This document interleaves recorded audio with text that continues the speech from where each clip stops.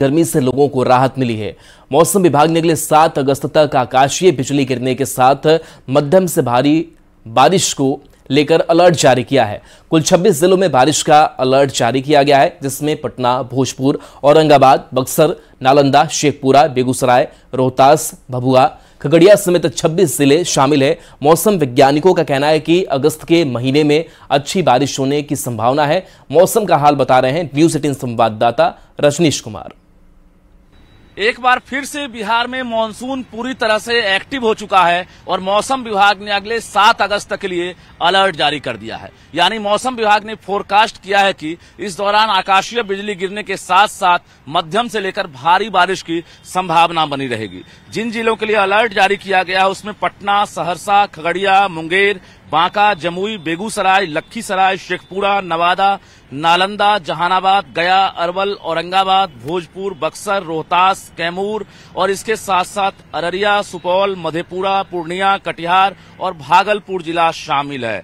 मौसम विभाग की माने तो बंगाल की खाड़ी में साइक्लोनिक सर्कुलेशन बना हुआ है और इसके साथ ही उत्तर प्रदेश के लखनऊ से एक टर्फ लाइन गुजर रही है, जिससे प्रदेश में मानसून जो है पूरी तरह से सक्रिय हो गया है। कल से ही राजधानी पटना समेत राज्य के कई जिलों में मौसम में बदलाव देखने को मिल रहा है और रुक रुक कर हल्की से लेकर मध्यम बारिश हो रही है। सुबह से ही राजधानी में मौसम देख सकते हैं बदला हुआ है और उमस भरी गर्मी से लोगों को राहत मिल रही है। यानी 7 अगस्त तक कहा जा रहा है कि लोगों को इसी प्रकार से उमस से राहत मिलेगी, गर्मी से राहत मिलेगी और साथ ही आकाशीय बिजली गिरने से भी जो है एक तरह से लोगों से सतर्क किया गया है कि आप आकाशीय बिजली से बचकर रहें। जो ठनका है, वज्रपात है, उससे पूरी तरह से आप सावधान रहें। खुले में ना जाएं, पेड़ के नीचे ना रुकें, खेतों में ना जाएं और इस दौरान जो है पूरी तरह से आप सावधानी बरतें। जाहिर है 7 अगस्त तक का फोरकास्ट किया गया है। इस दौरान लोग जो है सुहाने मौसम का भी आनंद उठा सकते हैं। इसके साथ साथ किसानों को भी फायदा मिलने वाला है। कैमरामैन दीपक के साथ रजनीश कुमार, न्यूज़ 18 पटना। कैमूर के भभुआ सदर अस्पताल में जगह जगह दलालों से बचने के लिए पोस्टर चिपकाए गए हैं, ताकि जो लोग अस्पताल में इलाज के लिए आते हैं वे इन दलालों के झांसे में न आए। दरअसल ये लोग मरीजों को बहला फुसलाकर प्राइवेट अस्पताल में लेकर जाते हैं और मरीजों से मोटी रकम वसूलते हैं। सरकार भ्रष्टाचार के खिलाफ कई उपाय कर रही है। अभी देख सकते हैं इस वक्त हम मौजूद है भभुआ के मॉडल सदर अस्पताल में। जितने भी मरीज आते हैं उनके लिए अस्पताल प्रशासन ने एक पोस्टर लगाया जिसमें लिखा गया दलालों से सावधान। इसमें 4 लोगों का नंबर भी दिया गया। इसमें अस्पताल प्रबंधक, डीपीएम, उप अधीक्षक और सिविल सर्जन का है। अगर आपसे सदर अस्पताल में कोई भी दलाल संपर्क करता है तो आप इस नंबर पर शिकायत कर सकते हैं। हालांकि अस्पताल प्रशासन ने माना है कि सदर अस्पताल में कहीं ना कहीं जो दलालों की जो संख्या है बढ़ गई है। वो भोले भाले मरीज और जितने भी गरीब मरीज आ रहे हैं उन्हें बहला फुसला के अस्पताल से बाहर ले जाके उनके प्राइवेट अस्पतालों में इलाज करा रहे हैं, उनसे अच्छा खासा पैसा भी निकाल रहे हैं। मरीजों को बहला फुसला कर बाहर ले जाते हैं। तो मरीजों के द्वारा ही भी पता चलता है कि दलाल किसी अस्पताल में ले गए जहां उनका ज़्यादा से ज़्यादा पैसा खर्च हो जाता है। जो काम हमारे अस्पताल में फ्री होता है और उन लोगों को सर प्राइवेट अस्पताल में जाके पैसा देना पड़ता है, जिसके कारण उन लोगों को परेशानी होती थी, जिसकी वजह से हम लोगों ने ये बैनर लगा दिया है कि ताकि कुछ पढ़े लिखे लोग भी इसको पढ़ें और जाने कि हमारे अस्पताल में दलाल घूमते रहते हैं और मरीजों को बहला फुसला कर। लोगों से क्या अपील रहेगा मैम?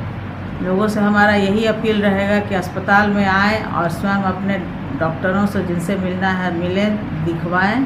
कि कहीं ना कहीं अस्पताल में जो शिकायत मिल रही है दलालों की, बार बार जो शिकायत आ रही है हम लोगों को, वो कहीं ना कहीं कम हो जाएगी। अब देखने वाली बात ये हो कि पोस्टर लगाने से अस्पताल में दलालों की कितनी संख्या कम होती है और कितने फ़ायदे होते हैं। कैमूर, न्यूज़ 18 अभिनव सिंह। गोपालगंज में गंडक नदी का जलस्तर कम होने के बाद अब तेजी से कटाव शुरू हो गया है। कुचायकोट प्रखंड के अहिरौली दान से विशुनपुर तक जाने वाले तटबंध पर गंडक नदी से कटाव हो रहा है। नदी का कटाव रोकने के लिए जल संसाधन विभाग के अभियंता फ्लड फाइटिंग में जुटे हुए हैं। गांव वालों का कहना है कि नदी के कटाव से विशंबरपुर गांव में तटबंध पर खतरा बढ़ गया है। व्यवस्था नहीं है, गाँव के लोग हमने के कहाँ जाए सनी तो बांध बने के नहीं खेलो, बांध कटाव होता अब बांध तो बनाई। विशंबरपुर बांध पर नदी कटाव कर रहा बा। गंडक नदी बहुत खतरा में लगा रहा भैया, हो सकता रात में बाद कट भी सकता, ये पर कोनो ध्यान नहीं है। जन्माष्टमी से पहले हिंदू पक्ष को कोर्ट से बड़ी राहत मिली है। कृष्ण जन्मभूमि विवाद में हाई कोर्ट ने मुस्लिम पक्ष की याचिका को खारिज कर दिया है। साथ ही कोर्ट ने हिंदू पक्ष की अर्जियों को सुनवाई योग्य माना है, यानी मथुरा केस में अब अयोध्या के तर्ज पर सुनवाई होगी।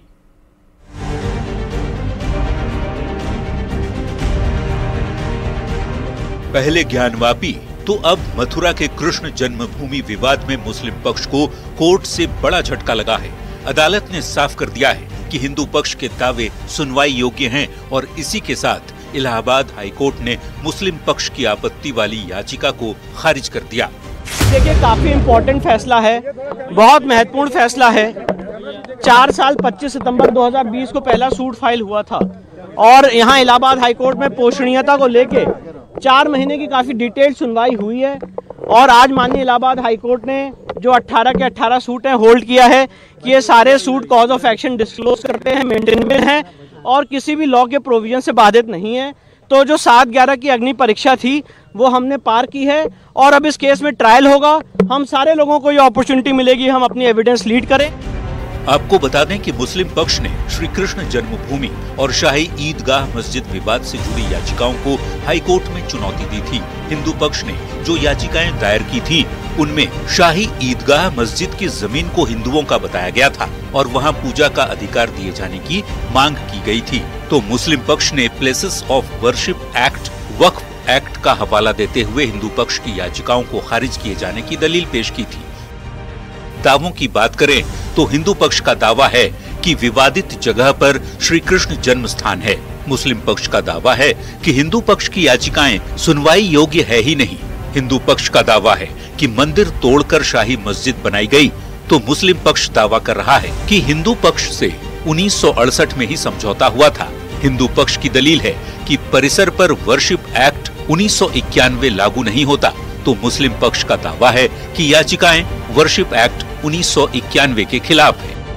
मुस्लिम पक्ष की याचिकाओं को इलाहाबाद हाईकोर्ट ने अब खारिज कर दिया है। साथ ही हाईकोर्ट ने हिंदू पक्ष की याचिकाएं मंजूर कर ली है, यानी श्री कृष्ण जन्मभूमि विवाद में हिंदू पक्ष के लिए कोर्ट से बड़ी खुशखबरी आई है।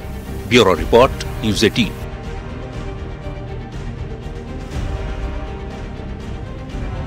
कुदरत के गुस्से का सबसे ज्यादा असर इस समय देश के 2 पहाड़ी राज्य हिमाचल प्रदेश और उत्तराखंड झेल रहा है। इन दोनों राज्यों से कुदरती आपदा की बेहद डराने वाली तस्वीरें सामने आई है, चाहे केदारनाथ हो या फिर कुल्लू मनाली। आसमानी आफत ने ऐसा तांडव मचाया कि हर तरफ त्राहिमाम मचा है। इस रिपोर्ट में देखिए।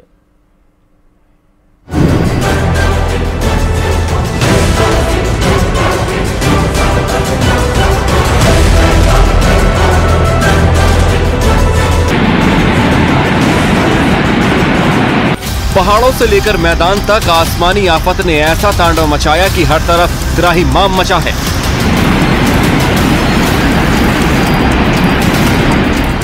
देश के अलग अलग हिस्सों से प्रकृति के तांडव की भयावह तस्वीरें आ रही हैं, जिन्हें देखकर आपका दिल दहल जाएगा।